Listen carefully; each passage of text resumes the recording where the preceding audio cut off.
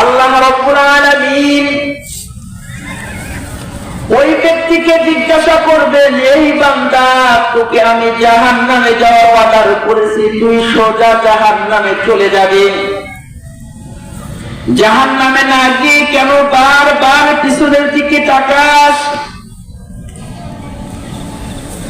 ওই জাহান্নামে ব্যক্তি বলবে, মালিক, দুনিয়াতে তোমার কোন হুকুম আমি মানতে পারি নাই, তোমার কোন আদেশ আমি মানতে পারি নাই।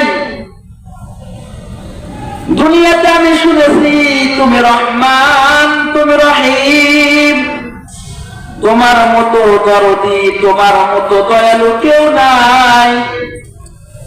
এ কারণে আজকে আমি তোমার দিকে জাহান্নামে যাই আর বারবার ফিরে তাকাই। আল্লাহ রাব্বুল আলামিন বলবে, হে বান্দা, সত্যই কি তুই আমাকে দয়ালু বললি, আমার প্রশংসা করলি? যা বান্দা যা, তুই আমার প্রশংসা করলি, আমার গুণগান গাইলি, এটা আমার কাছে ভালো লাগলো, এই কারণে আমি তোকে মাফ করে জান্নাত দিয়ে দিলাম। বলে আল্লাহ রাব্বুল আলামিন বলে একজন কালেমাওয়ালাকে এরকম জাহান্নাম থেকে বাঁচায়ে জান্নাতে যাওয়ার জন্য বাহানা তালাশ করবেন। বলে কালেমাওয়ালার এত দাম। বলে আর এক ব্যক্তি সোজা জাহান্নামের দিকে যেতে থাকবেন।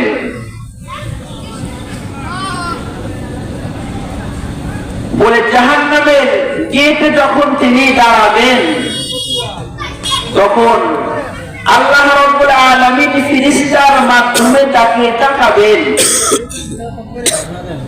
বলে আল্লাহ রাব্বুল আলামিন আর এক ব্যক্তিকে বলবেন, এই বান্দা, তোমাকে জাহান্নামে যাওয়ার আদেশ করেছি, তোমার সাথে একজন বারবার আমার দিকে ফিরে ফিরে তাকালো, তুমি কেন তাকালে না? তখন ওই ব্যক্তি বলবে, মালিক, দুনিয়াতে তো তোমার কোনো আদেশ মানতে পারি নাই, তোমার কোনো কথা আমি শুনি নাই। আজকে ময়দানে মাহশারের দিন তোমার পক্ষ থেকে একটা আদেশ হয়েছে, আল্লাহ, আমি চিন্তা করলাম দুনিয়াতে তো মালিকের কোনো আদেশ আমি মানতে পারি নাই, আজকে কোন তার কথাটা আমি মেনে তাকে দেখাবো। আল্লাহ, জীবনের শেষ বেলায় এসে জাহান্নামে যাওয়ার আদেশ হয়েছে, এইটা আমি মানলাম। তখন আল্লাহ রাব্বুল আলামিন বলবেন, আই বান্দা, সত্যই কি তুমি আমার কথা মানলে এবং আমার তারিফ আর প্রশংসা করলে? বলে, হ্যাঁ আল্লাহ, আপনাকে মানলাম, আপনার প্রশংসা করলাম, আপনি রহমান, আপনি রহিম, আপনি দয়ার ভান্ডার। আল্লাহ খুশি হয়ে বললে, বান্দা যা, আমাকে দয়ালু বলে স্বীকার করলি, আজকে আমি তোকে মাফ করে জান্নাত দিয়ে দিলাম। বলে আল্লাহ রাব্বুল আলামিন কালেমাওয়ালা মুমিনকে জাহান্নাম থেকে বাঁচায়ে জান্নাতে যাওয়ার জন্য বাহানা তালাশ করবেন। বলে একজন মুমিনকে কেমনে জান্নাতে যাওয়া যায়? হাদিস শরীফের ভিতরে আল্লাহ রাসূল সাল্লাল্লাহু আলাইহি ওয়াসাল্লাম বলেন যে সর্বনিম্ন একজন কালেমাওয়ালা মুমিন যে জাহান্নামে চলে যাবে, শুধু কালেমা পড়েছে। বলে এমন একজন মুমিনকেও আল্লাহ রাব্বুল আলামিন জান্নাতে দিবেন। বলে হাদিসের ভিতরে এসেছে, বলে কোনো আমল করে নাই, শুধু কালেমা পড়েছে, বলে এমন ব্যক্তি যখন জাহান্নামের ভিতরে যাবে, যাওয়ার পরে সর্বশেষ কালেমাওয়ালা আল্লাহ তাআলা জাহান্নামের ভিতরে একটা গাছ তৈরি করবেন,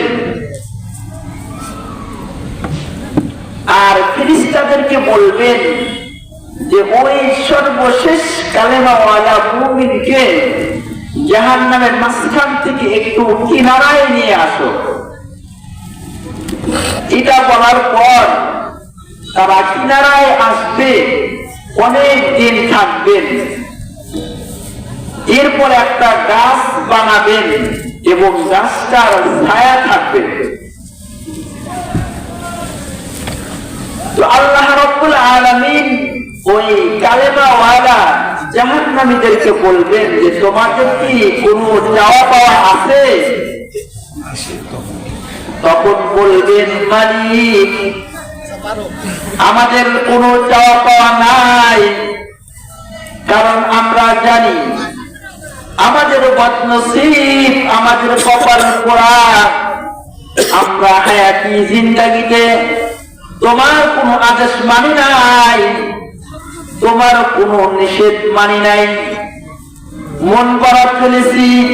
আজকে তোমার কাছে আবদার করলে আমরা কি পাবো আমরা জানি পাবো না, তবে আল্লাহ আপনার কাছে একটা আমাদের চাওয়া, ওই যে একটা গাছ দেখা যায়, আপনি রহমান, আপনি রহিম, আপনি দয়ার সাগর, আমাদেরকে কি একটু ওই গাছের নিচে জায়গা করে দেওয়া যায় না? তখন আল্লাহ রাব্বুল আলামিন তাদেরকে ওই গাছের নিচে জায়গা করে দেবেন। এর বহুদিন পর আল্লাহ রাব্বুল আলামিন জাহান্নামের বাইরে একটা গাছ বানাইবেন। বানানোর পর ওই জাহান্নামী আল্লাহকে বলবেন, আল্লাহ আমাদেরকে কি একটু ওই গাছের নিচে জায়গা করে দেওয়া যায় না? আল্লাহ তাআলা তাদের আর্তনাদ কবুল করে ওইখানে জায়গা করে দিবেন। বলি এমন জায়গায় জায়গা করে দিবেন বলে যেখান থেকে জান্নাতি নাজ নিয়ামত দেখতে পাইবেন। বলে মানুষ যখন কোনো ভালো জিনিস দেখে তখন ওইটা তার জীবনের ভিতরে আগ্রহ সৃষ্টি করে, ওই ভালো কাজটা করা বা ভালো জিনিস দেখা বা ভালো জিনিস খাওয়া। যেমন কোন মানুষ যদি আমার আপনার সামনে চিতলি খায়, বলে তখন আমাদের ওইটা খাওয়ার প্রতি আগ্রহ এসে যায়, জিহ্বায় পানি আসে, বলে ভালো খাদ্য খাইতে দেখি খাইতে মনে চায়। বলে জাহান্নামী যখন জান্নাতের বাইরে থেকে দেখবেন জান্নাতীরা আল্লাহ পাকের রাজ নিয়ামত ভক্ষণ করে খায়, তখন তাদের খাইতে মনে চায়, দেখতে মনে চায়, কিন্তু তাদের তো কোনো আমল নাই। আল্লাহ তাআলা ফেরেশতার মাধ্যমে আবার খবর নেবেন কি অবস্থা। তো তারা বলবে, আল্লাহ দুনিয়াতে তো আপনার হুকুম মানি নাই, এমন কোন আমল নাই যে আমলে আমরা জান্নাত পাবো, তবে আল্লাহ আমাদের জন্য যদি আপনার দিলে দয়া লাগে, আপনার দয়ার ভান্ডারে যদি আমাদের জন্য একটু জায়গা থাকে, আল্লাহ আমরা আপনার কাছে একটা জিনিস চাই। বলে আমরা জান্নাত চাই না, শুধুমাত্র জান্নাতের ভিতরে একটু আমাদের জন্য বসার জন্য জায়গা করে দেন। আল্লাহ রাব্বুল আলামিন তাদের আর্তনাদ শুনবেন, তাদেরকে জান্নাতের ভিতরে জায়গা করে দিবেন। তো যে কথাটা বলছিলাম, বলে আল্লাহ রাব্বুল আলামিন বলে কালেমা ওয়ালা মুমিনকে এরকম মাফ করে দেওয়ার জন্য বাহানা তালাশ করবেন। আর হাদিস শরীফের ভিতরে আল্লাহ রাসূল সাল্লাল্লাহু আলাইহি ওয়াসাল্লাম বলেন, আল্লাহ তাআলা বলেন, ও দোস্ত, আপনি আপনার উম্মতকে জানিয়ে দেন, বলে তারা যতই গুনাহ করুক না কেন, তাদের গুনার একটা পাপের একটা সীমা রেখা আছে, কিন্তু আমি রব, আমার দয়ার কোন সীমা রেখা নাই। ঠিক আছে, বলে লা তাকনাতু মির রাহমাতিল্লাহ, বলে আল্লাহ পাকের দয়া এটার কোন সীমা নাই। বলে মানুষ যদি পাহাড় পরিমাণ অপরাধ নাই করে, বলে আল্লাহ রাব্বুল আলামিন তার দয়া, তার ক্ষমা এর চেয়েও কোটি কোটি গুণ বেশি। এই কারণে যে বান্দা বিনা হিসাবে জান্নাতে যাবে, তার বিষয়টা আলাদা। এজন্য আমাদেরকে আল্লাহর কাছে দোয়া করতে হবে, আমরা যেন কালেমাওয়ালা সঠিক এবং সফল মুমিন হতে পারে। আর এই কালেমার কত দাম, বলে কালেমার কত পাওয়ার, বলে মুহূর্তের ভিতরে একজন জাহান্নামীকে জান্নাতে দিতে পারেন। বলে 100 বছরের 80 বছরের একজন অমুসলিম সেও যদি এই কালেমা পড়ে, বলে মুহূর্তের ভিতরে তার নামটা মুমিনের খাতায় উঠে যায়, তার নামে জান্নাত লেখা হয়। বলে হযরত মুসা আলাইহিস সালাম আল্লাহ রাব্বুল আলামিনকে বললেন যে আল্লাহ, আমাকে একটা দোয়া শিক্ষা দেন। তখন আল্লাহ রাব্বুল আলামিন তাকে একটা দোয়া শিখাইলেন যে লা ইলাহা ইল্লাল্লাহ। তখন মুসা আলাইহিস সালাম বললেন যে আল্লাহ, এটা তো সকলেই জানে, আমি নবী হিসেবে আমাকে একটা স্পেশাল দোয়া শিখান। আল্লাহ রাব্বুল আলামিন বলেন, হে মুসা, এই কালেমা এমনই কালেমা, এর পাওয়ার এমন এত বেশি, বলে এক পাল্লায় যদি এই ছোট্ট কালেমাকে রেখে দাও, আর তামাম কায়নাতের ভিতরে যা কিছু আছে এটা যদি আরেক পাল্লায় রেখে দাও, ছোট্ট কালেমার পাল্লা ভারী হয়ে যাবে। বলে এই কালেমা যদি দেখতে ছোট হয়, বলে এই কালেমার ভিতরে তামাম কায়নাত লুকায়িত আছে। এই কারণে এই কালেমাওয়ালা মুমিনের এত দাম। হযরত হাসান বসরি রাহমাতুল্লাহ আলাইহি তার জামানায় একজন অগ্নি পূজক কে হাসান বসরি রাহমাতুল্লাহ আলাইহি বললেন যে এই সামুদ, তুমি কালেমা পড়ো। তখন অগ্নি পূজক সামুদ বললেন যে কালেমা পড়লে কি লাভ, কালেমা পড়লে কি হয়? হযরত হাসান বসরি রাহমাতুল্লাহ আলাইহি বলে যে কালেমা পড়লে তোমার গুনাহ মাফ, এবং কালেমা পড়লে আল্লাহ রাব্বুল আলামিন তোমার নামটা মুমিনের খাতায় লিখবেন, তুমি জান্নাতের মালিক হয়ে যাবে। তখন হাসান বসরি রাহমাতুল্লাহ আলাইহি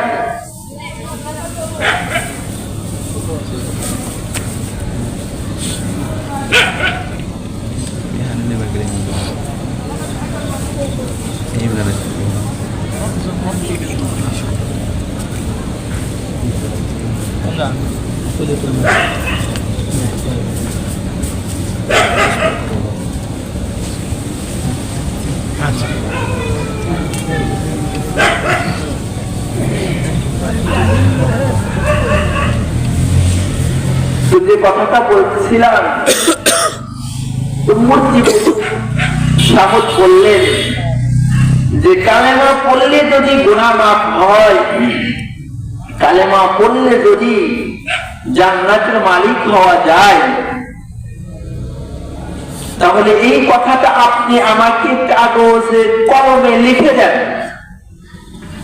হযরত হাসান বসরি রহমাতুল্লাহি আলাইহি কাগজ হাতে নিলেন, কলম হাতে নিলেন, নিয়ে লিখে দিলেন, আল্লাহ, আপনার রাসূল বলেছে কালেমা পড়লে জীবনের গুনাহ মাফ হয়, কালেমা পড়লে তার নাম মুমিনের দপ্তরে লেখা হয়, তার নামে জান্নাত লেখা হয়। আল্লাহ, আমি আপনার রাসূলের হাদিসকে বিশ্বাস করে রেখে দিলাম, সে জান্নাতের মালিক। অগ্নিপূজক সামুদ কাগজটা তার হাতে দিলেন।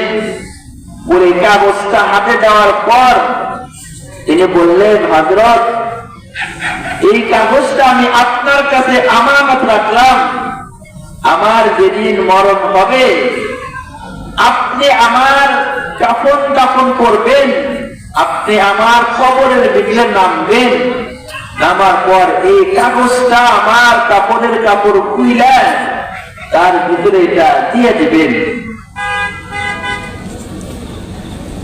তো অগ্নিপুরুষ সামুদ কালেমা পড়ে মুসলমান হয়ে গেলেন। ঘটনাক্রমে কিছুদিন পর তার মৃত্যু হয়ে গেল। হযরত হাসান বসরি রাহমাতুল্লাহি আলাইহি তার ওসিয়ত অনুযায়ী তাকে গোসল করালেন, তাকে কবরের ভিতরে রাখলেন, তার হাতের লেখা কাগজটা আমানত রেখেছিলেন, এটা তিনি কাপড়ের ভিতরে দিয়ে দিলেন। ওই কিছুদিন পর হাসান বসরি রাহমাতুল্লাহি আলাইহি তিনি স্বপ্ন যুগে চলে গেলেন। ঘুমের ঘরে দেখলেন যে ওই যে তার লেখা কাগজটা দিয়েছিলেন, কালেমা পড়েছিলেন, ওই ব্যক্তিটা জান্নাতের ভিতরে ঘোরাফেরা করেন, তার সাথে দেখা হয়ে গেছে। ওরে আল্লাহর ওলি, আপনি বলেছিলেন কালেমা পড়লে জান্নাত পাওয়া যায়, কালেমা পড়লে জীবনের গুনাহ মাফ হয়, আপনার কথা মতে আমি কালেমা পড়েছিলাম। আল্লাহু আকবার, নারায়ে তাকবীর, আল্লাহু আকবার। দ্বিতীয় বক্তার আগমন, শুভেচ্ছায় স্বাগতম, দ্বিতীয় বক্তার আগমন, শুভেচ্ছায় স্বাগতম। নারায়ে তাকবীর, আল্লাহু আকবার। আসসালামু আলাইকুম ওয়া রাহমাতুল্লাহ।